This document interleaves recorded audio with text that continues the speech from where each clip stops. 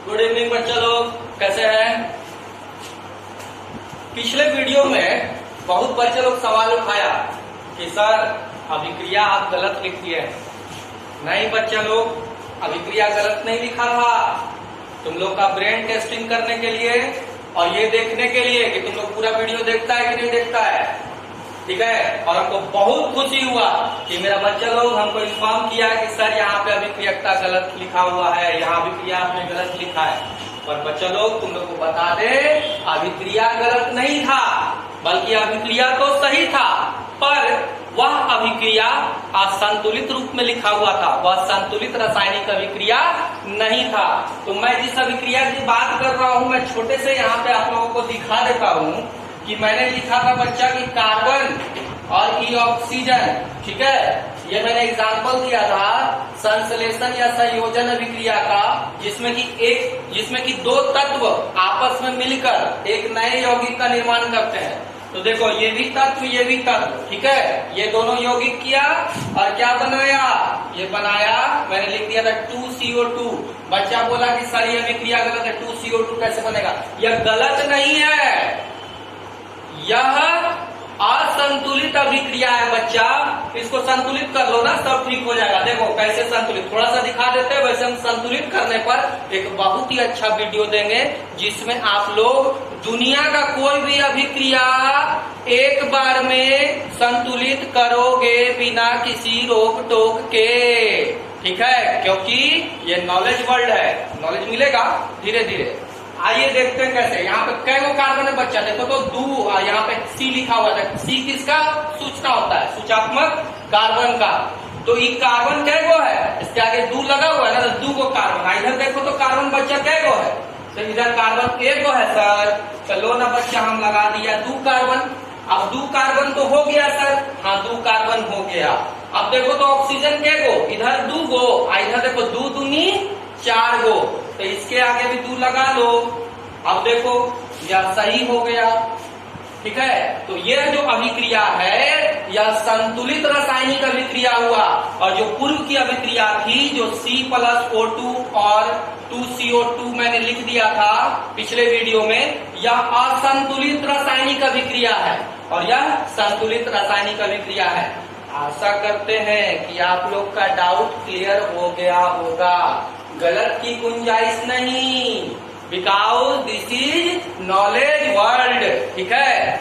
आप लोग को बहुत ही जल्द खुशखबरी मिलेगी कि कोचिंग बहुत ही जल्द स्टार्ट होगा। आदित्य सर बहुत मेहनत कर रहे हैं, इस पे विचार विमर्श कर रहे हैं और आप लोग फिर से अपने कोचिंग प्रांगण में टीचर के सम्मुख बैठकर अपने डाउट, अपने क्वेश्चन को सॉल्व करेंगे और कोचिंग क्लास वैसे ही चलेगी जैसे पूर्ववत चलती थी। अब चलिए बिना विलंब किए हुए आज का हम लोग टॉपिक देखते हैं, ठीक है।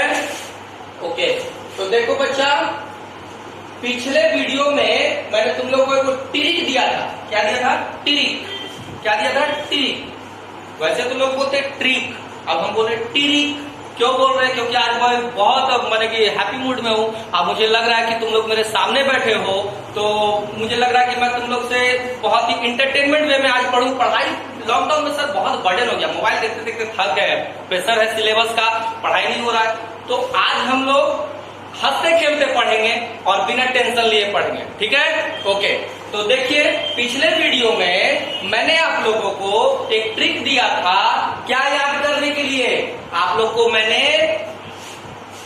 तत्वों की अभिक्रियकता की श्रृंखला याद करने दी थी। और पिछले वीडियो में मैंने ये भी कहा था आप लोगों से कि जो मैं यहाँ पर हिंदी में नहीं लिखा हूं तत्वों का नाम, मैं अपनी अगली वीडियो में उन तत्वों का नाम मैं लिखकर आप लोगों को बताऊंगा, ठीक है। तो आज हम लोग स्टार्ट करते हैं उसी टॉपिक को, लेकिन इसके पहले आप लोगों से एक गुजारिश है कि वीडियो को लाइक करें, शेयर करें, चैनल को सब्सक्राइब करें। जो आपका दोस्त नहीं देख पाया उसको भी भेजे और कम से कम हिदायत है कि अरे बउआ कम से कम एक बार देख लो तो नॉलेज वर्ल्ड का फैन हो जाओगे, ठीक है। तो चलिए स्टार्ट करते हैं और वीडियो को लाइक और शेयर जरूर कीजिएगा और चैनल को सब्सक्राइब कीजिएगा, ठीक है। तो आइए स्टार्ट करते हैं आज का हम लोग का टॉपिक। तो हम लोगों ने बोला था श्रृंखला देख लिया था, इंग्लिश का मैंने पिछले वीडियो में लिख दिया था, पर आज के वीडियो में मैंने फिर से इसको रिपीट किया। क्यों? क्योंकि आप लोग को हिंदी में बताना था।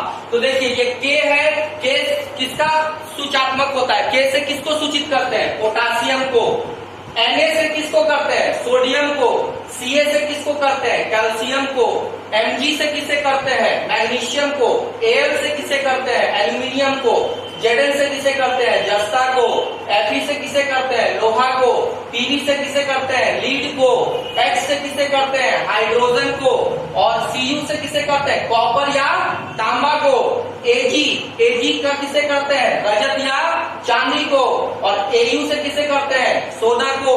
और Pt से किसे करते हैं? प्लेटिनम को। तो आप लोगों को हिंदी नामों के साथ यहाँ पर तत्वों की अभिक्रिया श्रृंखला दिख रही है। और पिछले वीडियो में मैंने आपने बताया था आपको कि आप लोग जैसे जैसे ऊपर से नीचे की तरफ आएंगे तो तत्वों की अभिक्रियाशीलता घट जाती है। इसका मतलब कि जो सोडियम है उसके नीचे पोटासियम है और उसके नीचे क्या है? सोडियम है। तो पोटासियम सबसे ज्यादा अभिक्रियाशील तत्व है और उससे कम उसके नीचे जो भी है वह सब उससे कम अभिक्रियाशील है।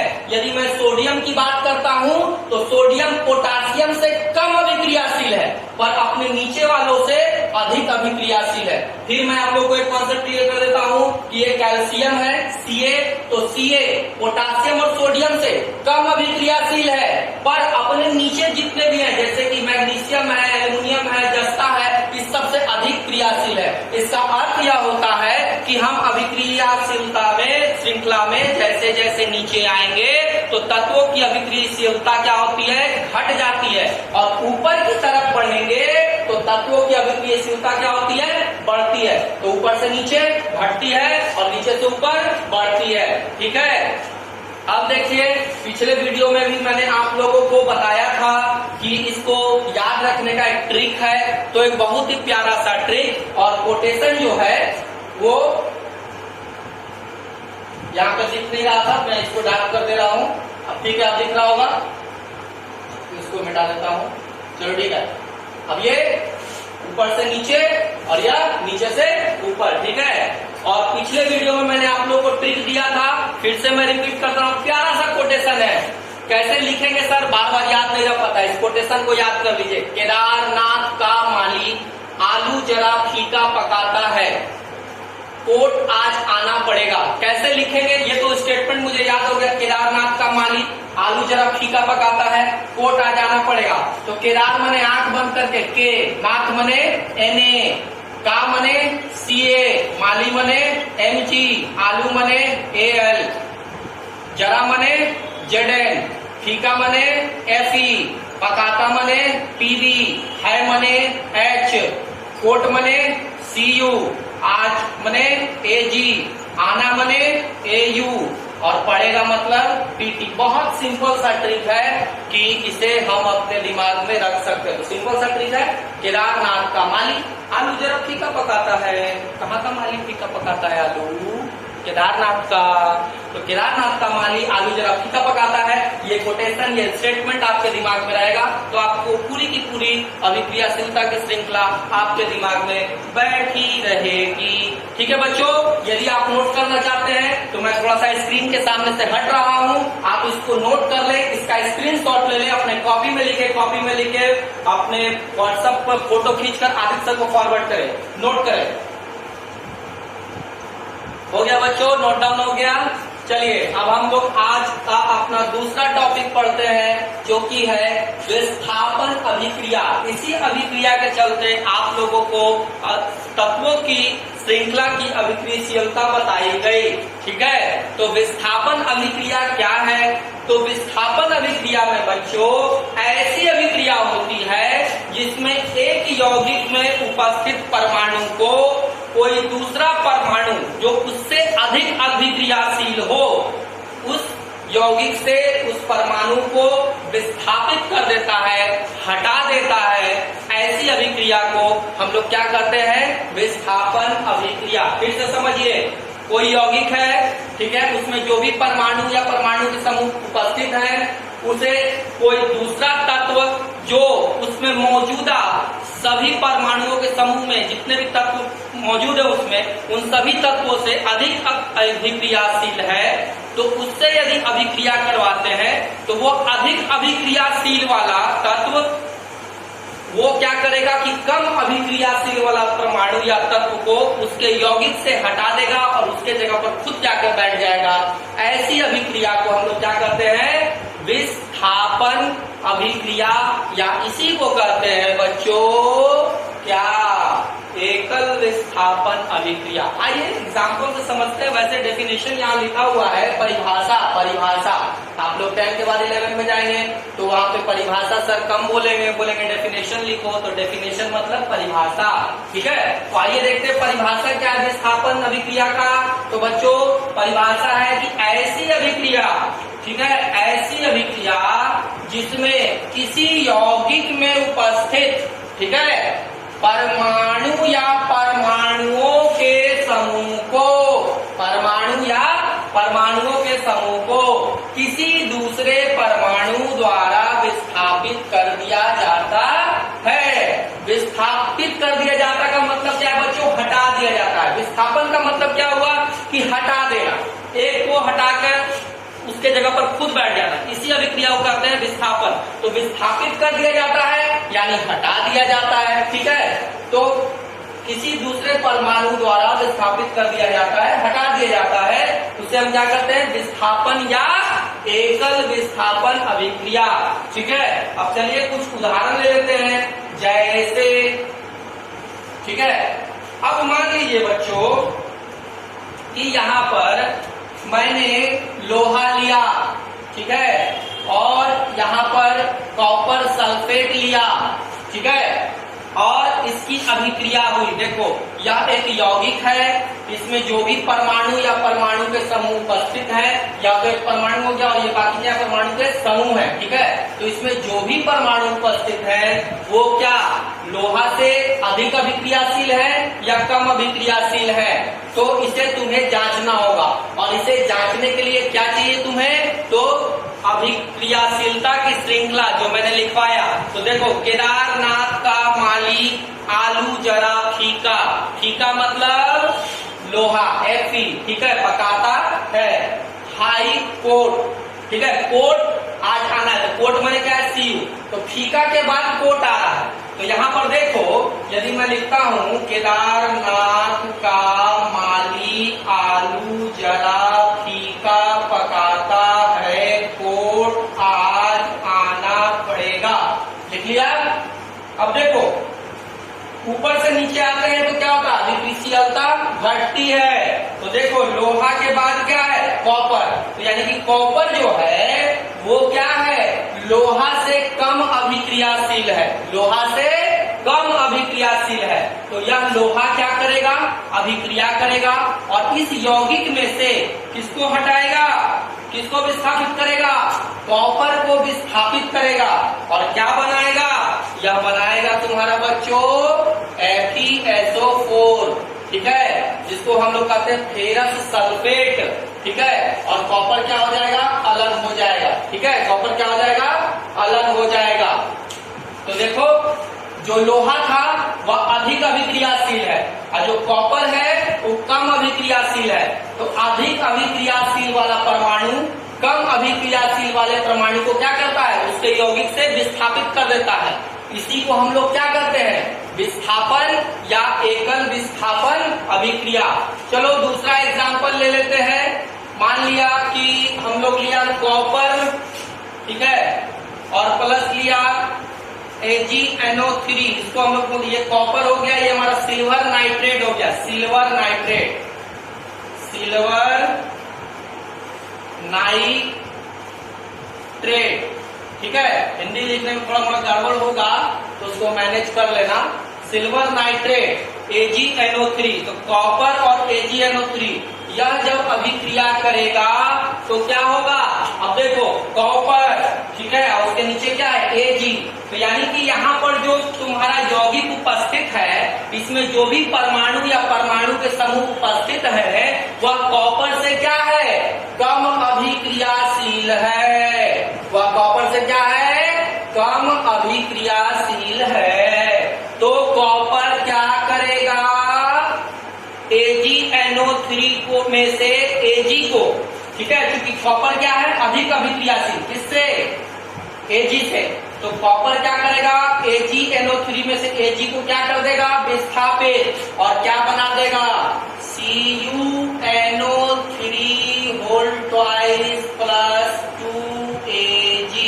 ठीक है, अब यहाँ पे 2 लगा दो, तो यह हो गया तुम्हारा क्या, यह हो गया तुम्हारा संतुलित अभिक्रिया। या क्या हो गया, संतुलित अभिक्रिया। तो यहाँ देखो, यहाँ पर लोहा अधिक अभिक्रियाशील था कॉपर से, तो लोहा क्या किया, कॉपर को हटा दिया और खुद क्या बना लिया, फेरस सल्फेट, और कॉपर को निकाल दिया। तो अधिक अभिक्रियाशील वाले तत्व कम अभिक्रियाशील वाले तत्व को उसके यौगिक से क्या करते हैं, विस्थापित कर देते हैं। फिर से, अधिक अभिक्रियाशील वाले तत्व कम अभिक्रियाशील वाले तत्व को उसके यौगिक से विस्थापित कर देते हैं, यानी हटा देते हैं। ऐसी अभिक्रिया को क्या कहते हैं, विस्थापन या एकल विस्थापन अभिक्रिया। उसी तरह देखो, कॉपर है और ये सिल्वर नाइट्रेट है, AgNO3। तो यहाँ पर देखो अभिक्रिया सीरीज में कि कॉपर क्या है, Ag के ऊपर है, तो Ag के ऊपर है कॉपर। इसका मतलब हुआ कि कॉपर अधिक अभिक्रियाशील है और Ag यानी चांदी कम अभिक्रियाशील है। तो कॉपर क्या करेगा, चांदी के यौगिक से चांदी को हटा देगा और उसकी जगह पर जाकर बैठ जाएगा। तो यहाँ देखो, Ag था, AgNO3 था, NO3 के साथ Ag था, कॉपर उसको हटाया, खुद उसकी जगह पर बैठा, तो यहाँ Cu हो गया, तो CuNO3 होल ट्वाइस हो गया और प्लस Ag अलग हो गया।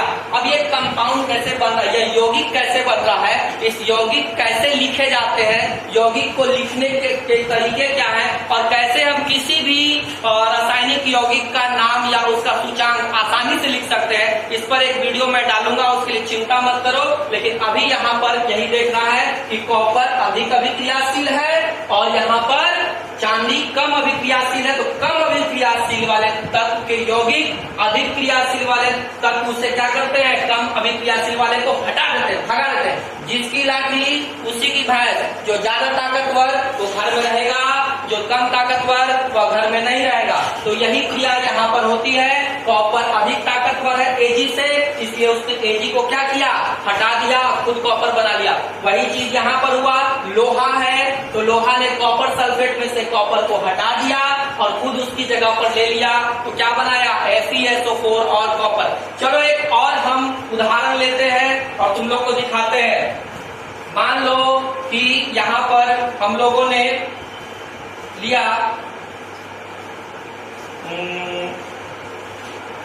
मान लो कि जिंक लिया और कैल्शियम कार्बोनेट लिया, जिंक लिया और कैल्शियम कार्बोनेट लिया, ठीक है, जिंक लिया और कैल्शियम कार्बोनेट लिया, ठीक है। अब देखो बच्चों, यहाँ आप लोगों से एक बहुत ही महत्वपूर्ण प्रश्न होने जा रहा है, क्या यह अभिक्रिया संभव है? दिमाग लगाओ, सोचो, क्या यह अभिक्रिया संभव है? बहुत आसानी से हम सोच सकते हैं, देख सकते हैं। कैसे देख सकते हैं? देखो, यहाँ पर जिंक है और यहाँ पर कैल्शियम कार्बोनेट है, तो यह अभिक्रिया कब संभव होगी? क्योंकि यह विस्थापन के तरीके से यदि हम देखते हैं संयोजन की तरह से, तो संयोजन तो हो नहीं सकता है, ठीक है। वियोजन, तो वियोजन की कोई बात ही नहीं, क्योंकि वियोजन में एक यौगिक टूटता है अनेकों में। तो यह क्या, विस्थापन का ये बना हुआ है स्ट्रक्चर, ठीक है, विस्थापन का स्ट्रक्चर बना हुआ है, ढांचा बना हुआ है। तो यहाँ पर देखो, ये जिंक है और ये कैल्शियम कार्बोनेट का यौगिक है। अब अभिक्रियाशीलता में आइए, जिंक कहाँ है? कैल्शियम के नीचे। जिंक कहाँ है? कैल्शियम के नीचे, ठीक है, कैल्शियम के ऊपर है। इसका मतलब हुआ कि कैल्शियम अधिक अभिक्रियाशील है, किससे? जिंक से। कैल्शियम अधिक अभिक्रियाशील है, किससे? जिंक से। तो क्या जिंक कभी भी कैल्शियम को हटा सकता है? नहीं, जिंक तो मजबूत है। अब कोई ताकतवर इंसान है, कोई बाहुबली है, और उससे तुम जाके बोलोगे तुम अपना मकान खाली कर दो, तो तुमको छोड़ेगा, 2-4 थप्पड़ मार के भगा देगा, ठीक है। तो क्या होगा, तो अधिक ताकतवर को कोई नहीं हटा सकता। तो यह जो कैल्शियम है तत्वों की श्रृंखला में यह जिंक से अधिक ताकतवर है। यह जो कैल्शियम है तत्वों की अभी श्रृंखला में जिंक से अधिक ताकतवर है, क्योंकि ऊपर वाला जो है वो ज्यादा ताकतवर, नीचे वाला वो कम ताकतवर। तो कैल्शियम अधिक ताकतवर और जिंक कम ताकतवर। तो क्या यह अभिक्रिया हो होगी? यह अभिक्रिया नहीं होगी, ऐसा कोई अभिक्रिया नहीं होता है। यानी कि जिंक कभी भी कैल्शियम कार्बोनेट से अभिक्रिया नहीं कर सकता है। समझ में आया बच्चों? चलो एक और देख लेते हैं, बहुत आसान, बहुत आसान, बहुत आसान। देखो फिर से हम लिया कॉपर, ठीक है। कॉपर के साथ हम लोग जो है एक एसिड, यानी कि जिसको हम लोग क्या कहते हैं, अम्ल कहते हैं, अम्ल कहते हैं एसिड को हिंदी में, एसिड अम्ल। वैसे एसिड तुम लोग भी जानते हो, अम्ल बोलने की जरूरत नहीं है, लेकिन क्योंकि हिंदी मीडियम में तो बोलना तो पड़ेगा ना भैया। तो HCl है, HCl यानी कि एसिड यानी अम्ल, और ये अम्ल बहुत ही ताकतवर अम्ल है, और ये कॉपर है, ठीक है। क्या यह अभिक्रिया संभव है? चलो आ जाओ अभिक्रियकशीलता की श्रृंखला पर। देखो कॉपर कहाँ है? हाइड्रोजन के नीचे। कॉपर कहाँ है? हाइड्रोजन के नीचे। तो क्या हाइड्रोजन के यौगिक से कॉपर उसको विस्थापित कर पाएगा? नहीं कर पाएगा, नहीं नहीं नहीं कर पाएगा। तो यह जो अभिक्रिया है, यह अभिक्रिया संभव नहीं है, तो यह भी अभिक्रिया संभव नहीं है। तो पूरी तरीके से ओवरऑल बच्चों मैंने आप लोगों को बताया विस्थापन अभिक्रिया, या जिसे हम कहते हैं एकल विस्थापन अभिक्रिया। परिभाषा यहाँ लिखी हुई है कि ऐसी अभिक्रिया जिसमें यौगिक में उपस्थित परमाणु या परमाणु के समूह को किसी दूसरे परमाणु द्वारा विस्थापित कर दिया जाता है। विस्थापित करने का मतलब हटा दिया जाता है, उसे विस्थापन या एकल विस्थापन अभिक्रिया कहते हैं। और एक शॉर्ट में ट्रिक में दिमाग में याद रखने के लिए कि विस्थापन अभिक्रिया कब संभव है, सबसे बड़ा प्रश्न यदि तुम्हारे दिमाग में आता है कि सर विस्थापन अभिक्रिया कब संभव है, तो विस्थापन अभिक्रिया केवल और केवल एक ही कंडीशन में संभव है बच्चों लोग, कि जब कम अभिक्रियाशीलता वाले तत्व का यौगिक हो और उसका अभिक्रिया अधिक अभिक्रियाशील तत्व से कराया जाए, ठीक है। यानी कि जो जिसका यौगिक हो वह कम अभिक्रियाशील हो और जिससे अभिक्रिया कराया जाए वह अधिक अभिक्रियाशील हो, तभी विस्थापन होगा। और विस्थापन होने के लिए क्या होगा? कमजोर वाला में से कमजोर वाला जो यौगिक है उसमें जो परमाणु का समूह है उसमें से तत्व को अधिक मजबूत वाला हटा देता है और खुद स्वयं उसकी जगह पर जाके बैठ जाता है। एक और छोटा सा एग्जांपल देख लो यहाँ पे, जैसे हम लोग लिया NaCl, या क्या है? लवण। इसको लवण कहते हैं, नमक। NaCl जो हम लोग घर में खाते हैं वही है लवण, और इसका केमिकल नाम होता है सोडियम क्लोराइड। क्या होता है? Sodium chloride. और इसका रिएक्शन बच्चों यदि हम करा दे पोटासियम से, ठीक है, पोटासियम से करवाते हैं, चलो ऐसी पोटासियम मैं सिंबल लिख देता हूँ, NaCl का रिएक्शन मैं पोटासियम से करवा रहा हूँ, तो क्या होगा? देखो यहाँ पे अभिक्रियाशीलता में पोटासियम सबसे ज्यादा अभिक्रियाशील है, ठीक है। तो यह पोटासियम क्या करेगा? इस लवण में से इस Na को क्या करेगा? हटा देगा, विस्थापित कर देगा, और क्या यौगिक बनाएगा? KCl, और Na क्या हो जाएगा? अलग। समझ में आया बच्चों? तो अधिक अभिक्रियाशील